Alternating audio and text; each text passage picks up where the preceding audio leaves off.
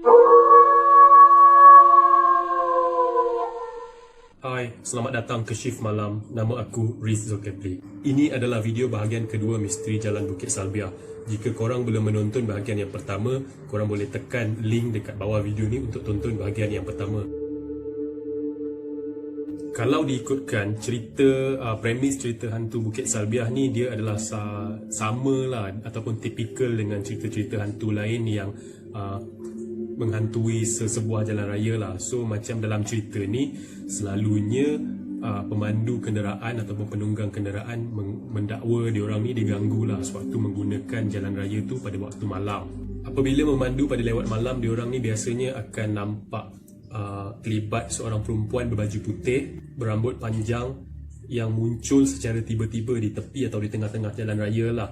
Dan tujuan dia adalah untuk menakut-nakutkan pengguna jalan raya ni tadi. Dan antara cerita yang paling famous ialah kalau korang tahu dekat Jalan Bukit Salbiah ni ada selekor tajam, dan dekat depan selekor tu ada satu batu yang besar, dan selalunya pemandu kenderaan akan nampak kelibat perempuan ni tadi bertenggek di atas batu besar tu tadi. Tentulah bagi sesiapa yang panik, gangguan-gangguan macam ni akan menyebabkan diorang terkejut dan seterusnya akan aksiden ataupun kemalangan jatuh ke dalam gaung. Cerita ni famous dalam kalangan mat motor ataupun dekat sini diorang panggil anak hantu lah, anak hantu Penang, sebab Jalan Bukit Salbiah ni antara jalan yang diorang gunakan apabila diorang ada aktiviti untuk round island. Kali pertama aku dengar cerita tentang misteri Jalan Bukit Salbiah ni adalah pada tahun 2010. Waktu tu aku baru sampai ke Pulau Pinang untuk melanjutkan pelajaran di Universiti Sains Malaysia lah.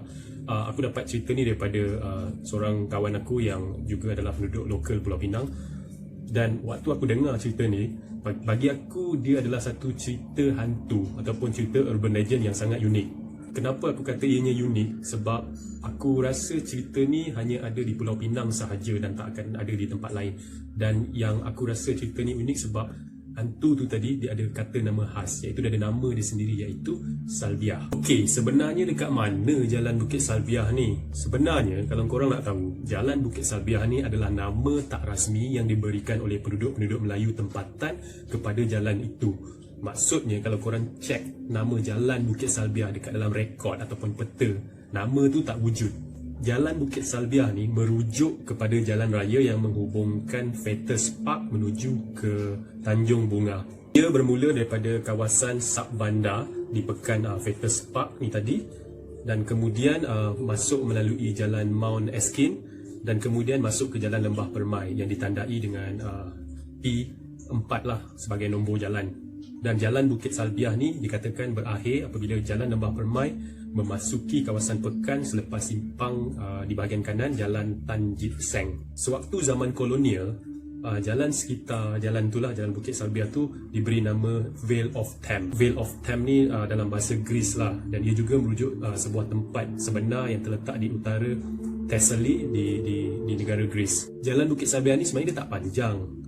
Panjang jalan ni hanya lebih kurang 1.7 km sajalah.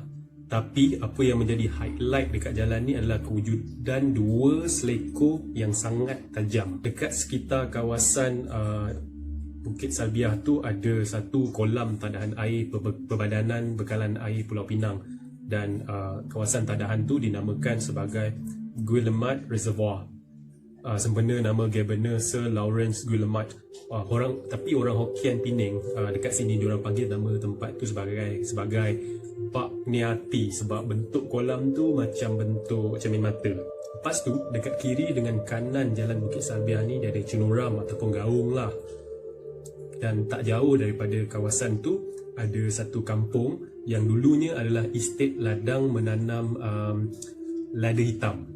Jadi, macam mana jalan tu dapat nama sebagai Jalan Bukit Salbiah? Dan siapa pula Salbiah tu? Salbiah ni sebenarnya adalah individu sebenar yang wujud pada tahun 1980-an. Dia mati dibunuh dan mayatnya kemudian dicampak ke lereng bukit di Jalan Lembah Permai itu tadi. Ia adalah satu kes pembunuhan berprofil tinggi pada waktu tu sebab suspek utama kes ni adalah seorang pegawai polis. Dan ini adalah kronologi kes yang berlaku. 18 November 1980, Wan Teck Boon, 23 tahun, seorang pembuat roti menemui mayat Salbiah Yop Abdul Rahman, 27, di kawasan Cenuram di Jalan Lembah Permai semasa sedang berjoging. Salbiah dipercayai dibunuh. November 1980. Pegawai penyiasat kes tersebut, Inspektor Abdul Rani Abdullah, mendapati seorang pegawai penyiasat polis, Inspektor Percubaan Sadri Abdul Samad, 24 tahun, adalah orang terakhir yang bertemu mangsa. Sadri disoal siasat dan menjadi suspek utama. 8 Jun 1982, perbicaraan mahkamah berlangsung di hadapan Pesuruhjaya Kehakiman Mustafa Hussein dan 7 juri Mahkamah Tinggi Pulau Pinang selama 20 hari. Sadri mengaku tidak bersalah dan mendakwa Salbiah membunuh diri menggantung dirinya menggunakan tali nylon. Sadri turut mendakwa Salbiah meninggalkan nota bunuh diri. Polis tidak menjumpai barang bukti utama seperti nota, tali nylon dan juga gunting yang didakwa digunakan untuk memotong tali tersebut, walaupun carian besar-besaran telah dilakukan di tempat Sadri membuang barang-barang tersebut. Hong Seng Hong, ahli kimia yang melakukan simulasi pembunuhan, mendakwa amat mustahil untuk tubuh manusia seberat 45 kg tergantung pada paku yang patah seperti didakwa Sadri. Hasil postmortem menunjukkan Salbiah mati akibat dicekik dan bukan digantung. Sadri didapati bersalah membunuh Salbiah antara petang 14 November hingga 5 pagi 15 November 1980 di Mes Polis Jalan Scotland. Mahkamah menjatuhkan hukuman gantung sampai mati. Sadri digantung pada tahun 1984. Fizikal lembaga ataupun hantu yang dikatakan sebagai Salbiah ni tadi, ia sebenarnya adalah betul-betul mirip macam Pontianak tau. Sebab selalunya orang kata akan nampak lembaga ni tadi berbaju putih, berambut panjang, perempuan, seorang wanita cantik yang kemudian ni bila korang tengok muka dia lama-lama, dia berubah jadi bodoh. Sebenarnya lah tak dapat dipastikan pun yang jelmaan tu adalah Salbiah ataupun tidak, kerana kalau nak ikutkan semasa dia hidup, bukanlah semua orang kenal dengan Salbiah ni dan ataupun pernah lihat dia punya muka kan, dia punya rupa sebenar. Dan Keratan Akbar semasa kes perbicaraan tu berlangsung pun dia lebih tertumpu kepada suspek utama. Jadi nama Salbiah ni hanya disebut-sebut sebagai buah mulut dan popular di kalangan masyarakat yang ikut kes ni lah pada waktu tu. Tapi gambar mangsa langsung tak disiarkan kepada umum dan tak didedahkan. Jadi bagaimana kalau orang kata yang jumpa lembaga hantu ni tadi dan kaitkan dengan Salbiah? Sebab orang tak pernah nampak pun muka dia. Bagi aku macam ni lah, sebab nama dia tu sangat popular. Jadi apabila berlaku penampakan Pontianak atau lembaga hantu di sekitar kawasan tu, cepat-cepat orang akan kaitkan dia dengan Salbiah sebab nama ni tadi dah jadi brand yang attach dengan kawasan tu lah di mana mayatnya dibuang. Lagi satu, sebab kalau korang perhatikan ciri-ciri Salbiah ni sewaktu dia meninggal dunia lebih kurang sama dengan mitos kewujudan Pontianak, iaitu seorang perempuan muda mati sewaktu mengandung ataupun bersalin, lepas tu kemudian mati dibunuh. Dia sama seperti urban legend hantu Pontianak. Jadi ciri-ciri dia dah sama, sebab tu orang kaitkan yang Pontianak ni adalah Salbiah. Kalau diikutkan sebelum terjadinya kes pembunuhan Salbiah di Jalan Lembah Permai tu tadi, gangguan makhluk halus memang dah pernah dilaporkan berlaku dekat situ. Sebagai contoh, seorang bekas wartawan jenayah veteran, Wong Chun Wai, dia ada pernah menulis di kolom di Akhbar The Star pada tarikh 22 Jun 2013. Dia menceritakan kisah seorang lelaki berbangsa Cina yang mengalami kemalangan akibat mengelak seorang wanita yang tiba-tiba saja muncul di tengah-tengah jalan waktu dia memandu pada waktu malam lah, pada waktu sekitar 1 pagi. Kemudian pemandu ni tadi dia mengelak perempuan tu dan kemudian dia pun jatuh masuk ke dalam gaung. Lepas tu kereta dia terbalik 4 tayar dekat atas. Dan bila wartawan ni tadi, Wong Chun Wai ni pergi menyiasat lah, menemu ramah mangsa tadi dekat hospital, lelaki ni dia bersumpah dalam bahasa Hokkien yang kata yang dia nampak tu adalah hantu dan bukannya manusia. Sebenarnya kawasan Jalan Lembah Permai itu sendiri adalah sebuah kawasan yang menyeramkan pada tahun sekitar 80-an, 90-an dan juga sekitar tahun 2000. Sebenarnya kawasan tu sebelum ni dia gelap, tak ada lampu jalan. Lepas tu kiri kanan pula bergaung. Dan yang menambahkan bahaya jalan ni lagi ialah dia bengkang-bengkok. Lepas tu dia ada selekor yang tajam. Jadi inilah antara sebab kenapa kemalangan banyak berlaku dekat situ. Aku juga boleh cakap ia adalah satu tempat yang paling sempurna untuk melakukan perbuatan jenayah. Misalnya pada tahun 2001, seorang pengutip buah-buahan dia menjumpai tengkorak budak perempuan berumur sekitar 5 hingga 6 tahun di kawasan gaung itulah, tak jauh daripada jalan utama.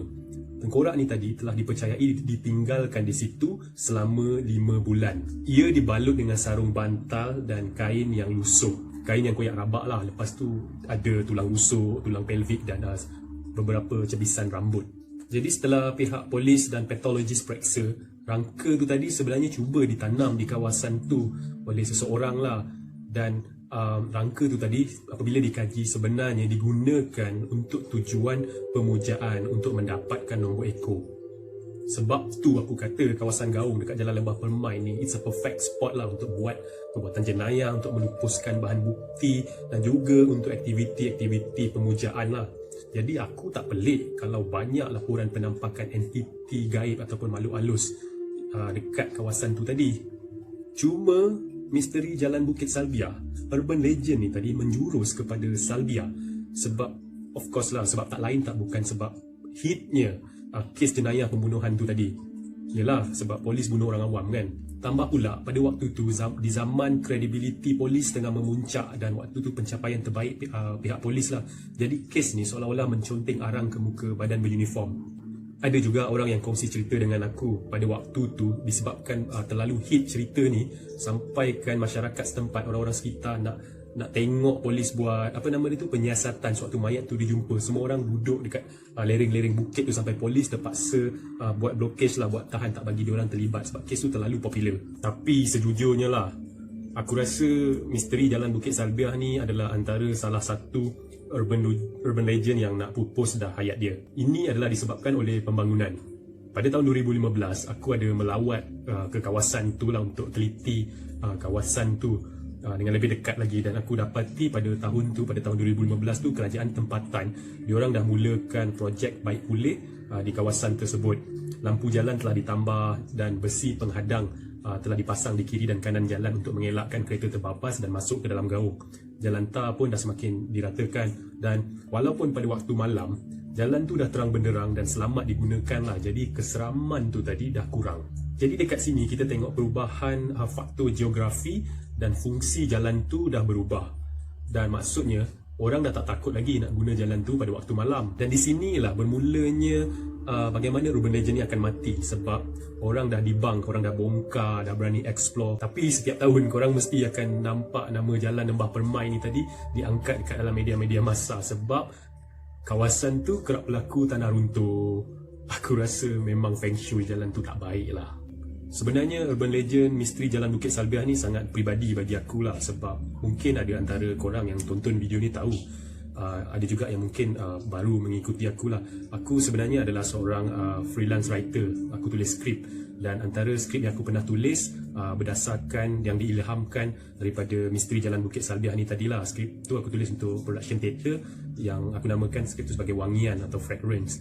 Jadi semasa aku tulis skrip ni tadi, tentulah aku perlu turun padang dan mengumpul cerita-cerita urban legend berkenaan misteri Jalan Bukit Salbiah ni tadilah. Aku pergi jumpa orang sebenar untuk kumpul cerita sebenar lah daripada responden-responden. Sebab dalam bidang berkaitan urban legend, dia ada satu istilah yang kita panggil FOAF, Friend of a Friend, Friend of a Friend story, ataupun cerita daripada kawan kepada kawan kepada kawan. Maksudnya dekat sini, untuk tulis sesuatu cerita urban legend untuk skrip aku tu, aku tak boleh create cerita seram tu sendiri. Aku kena ambil daripada cerita sebenar yang dikongsikan oleh orang ramai, sebab urban legend ni tercetus hasil kolektif ramai orang dan bukan hanya daripada satu penulis saja. Jadi untuk mengekalkan keaslian cerita tu, aku pun pergi turun padang lah dan kumpul cerita daripada ramai orang. Dan berkenaan misteri Jalan Bukit Salbiah ni, aku temui dalam, bila aku dah buat kajian dan kumpul-kumpul cerita, aku dapati kisah ni, orang yang pernah dengar cerita ni terbagi kepada 3 kategori. Kategori pertama ialah orang yang tahu kes pembunuhan Salbiah. Kategori kedua ialah orang yang hanya tahu kes hantu Salbiah. Dan golongan yang ketiga pula yang orang yang tak pernah dengar kes pembunuhan Salbiah dan juga tak pernah dengar cerita hantu Salbiah. Jadi bagi golongan pertama ni, yang tahu kes pembunuhan Salbiah dan juga urban legend hantu Salbiah ni adalah orang-orang yang dah berumur 40 tahun dan ke atas. Maksudnya orang-orang yang hidup semasa zaman kes sebenar pembunuhan tu berlaku lah. Dan golongan kedua ni 40 tahun ke bawah, dia orang tak tahu pun pasal kejadian pembunuhan tu, tapi dia orang tahu pasal cerita seram dekat Jalan Bukit Salbiah tu lah. Dan golongan ketiga ni golongan yang penduduk setempat yang berumur 20 tahun ke bawah. Maksudnya dia orang dah tak tahu pun yang sebenarnya jalan tu berhantu. Sebab apa? Dekat sinilah aku kata tadi, hayat sesebuah urban legend tu semakin mati mengikut generasi. Dan bagi generasi yang muda, yang umur 20 tahun ke bawah, diorang dah tak takut dengan jalan tu. Sebab macam aku cakap lah, diorang pergi jalan tu dah tak seram sebab dah terang dan sebagainya. Sebab tu aku kata misteri Jalan Bukit Salbiah ni adalah salah satu urban legend yang semakin hayat dia semakin pupus. Ataupun cerita ni nak mati, dan tak mustahil satu hari nanti tak ada orang tahu pun cerita ni. Jadi itu je lah perkongsian aku tentang misteri Jalan Bukit Salbiah. Mungkin ada fakta dan perkongsian dalam video ni yang korang tak setuju ataupun kurang bersetuju. Korang boleh nyatakan dekat bahagian komen di bawah. Dan aku juga minta maaf kalau ada fakta dalam video ni yang salah dan mungkin menyentuh sensitiviti keluarga ataupun kawan-kawan, nama-nama orang yang terlibat sepanjang aku kongsi dalam video ni lah.